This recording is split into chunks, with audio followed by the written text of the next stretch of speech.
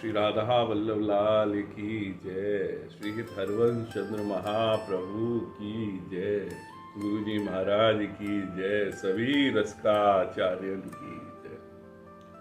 तो जहाँ हम रसिक पथ पे आगे बढ़ते जा रहे हैं, जहाँ में एक दृढ़ता का भाव और एक अनन्यता का भाव जो हम पहले बता चुके, पर अनन्यता ऐसी ना हो कि जाकी वजह से सारा रस ही बिगड़ जाए। कहने को अर्थ है कि बहुत से लोग कभी कभी अपनी दृढ़ता और अनन्यता को प्रदर्शित करने के लिए गलत कार्य भी कर जामे। जैसे कि लाडली दास जी ने सुधर्म बोधनी में एक पद में कही है। क्या कही है उन्होंने? बड़ी सुंदर बात है। जल सींचत मूल में वृक्ष जरावत आग, इष्ट से। आप या को अर्थ समझ रहे हो? हिंदी भाषा को जो थोड़ा सा पद है, जल सींचत मूल में। जल को तो सींचन कर रहे हो आप, मूल में जल में दिए जा रहे हो, है ना? आप जल डाल रहे हो।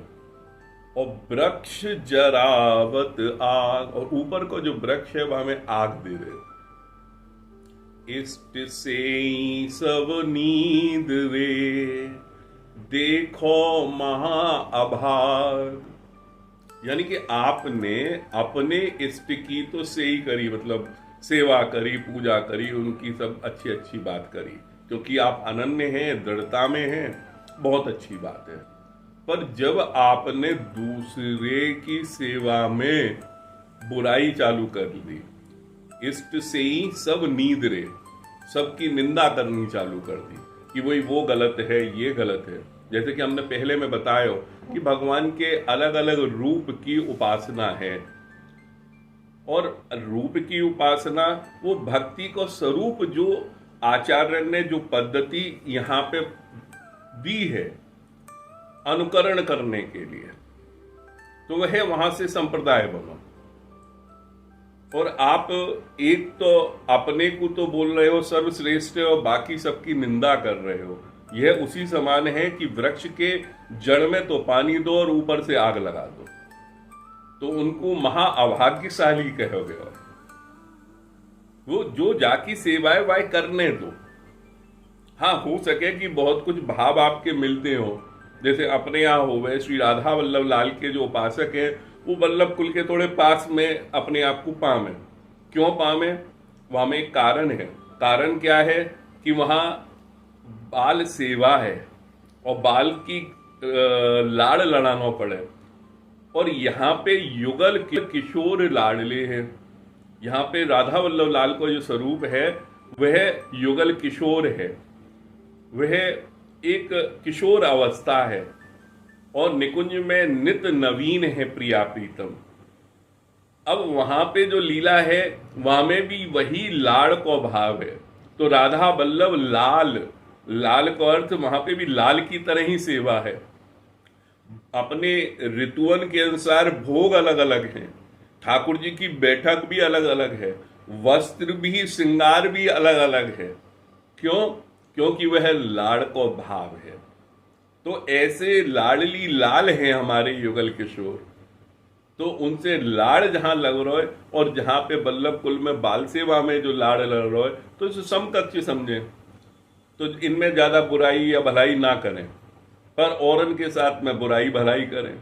कोई कहवे सुदर्शन चक्रधारी हैं, कोई कहवे चतुर्भुज हैं। वो भगवान के अलग अलग स्वरूप हैं। ऐसो मत करो कि मूल में तो जल दो और बाकी सब में आग दो। तो यही सुधर्म बोधनी में लाडली दास जी ने कही है। तो या लिए अपने पद को, भजन की रीत अगर समझनी है, तो यहां में अपने आप में वह चीजें लाओ जो कल्याणकारी हो। वह प्रेम और निष्काम भक्ति जो हित महाप्रभु हरवंश महाप्रभु ने बताई है, बाकी तरफ बढ़ो। तो ध्रुवदास जी के कुछ पद हैं, हम आपको बताएं कैसे अपने भक्ति पथ की तरफ आप बढ़ सको। तो एक पद ये भी आवे, संयम व्रत सतमख करत वेद पाठ तप नेम। संयम ब्रह्मचारी की तरह से अपने को स्वरूप में रख रहे हैं। बहुत से गृहस्थ भी बहुत बहुत उपाय करें, जैसे कि यह समय में जो बात चल रही है कि आपके श्राद्ध पक्ष गए हो, नव दुर्गा गई, और वाके बाद ये कार्तिक मास आ गए हो, बड़े नियमन के पालन हो में, तो आप नियम को पालन कर रहे हो, व्रत कर रहे हो, अलग अलग तिथि के, अलग अलग वार के, देवतान के, कोई बात नहीं।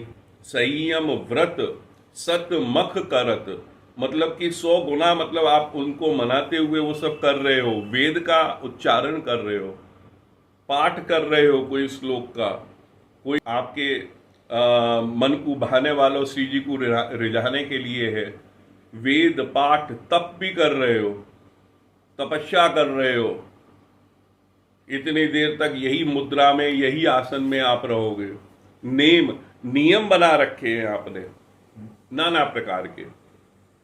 तो यह सब चीजन को एक ही पद में क्या है, संयम व्रत सतमख करत वेद पाठ व्रत नेम इहें करी हरि पे यत नहीं।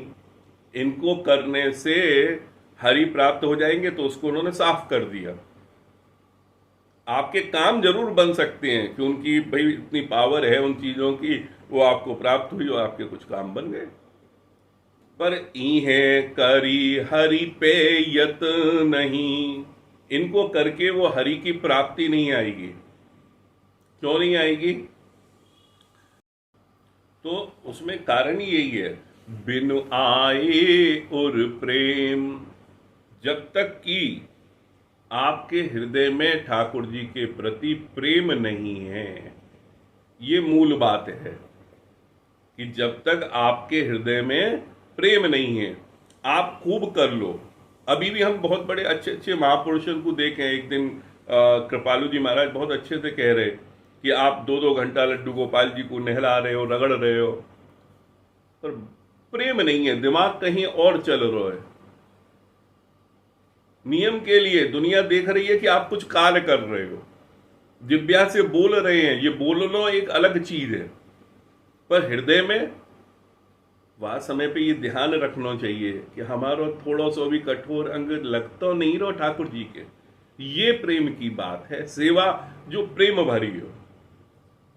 यहां में तो तुलसीदास जी यहां तक कह गए कि भाई एक चने को दाना और गैया के सींग पे जितनी देर ठहर सके उतनो ही प्रेम से भजन कर लो, तो प्रभु को स्नेह आ जावे।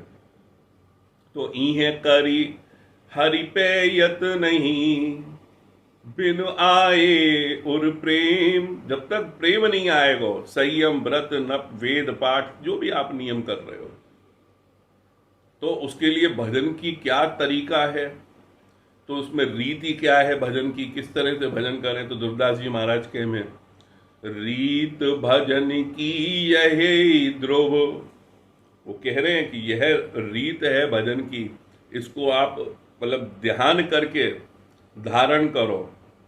क्षाण सवन की आस, सब आशा छोड़ दो, एकदम सरेंडर होके ठाकुर जी के भरोसे। रीत भजन की यही ध्रुव, क्षाण सवन की आस।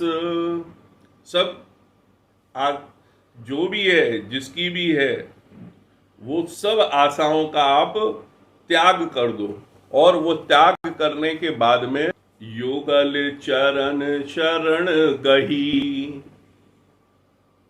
मन उर्धर के विश्वास, यानी कि श्री युगल के चरणों की शरण को गही पकड़ लो।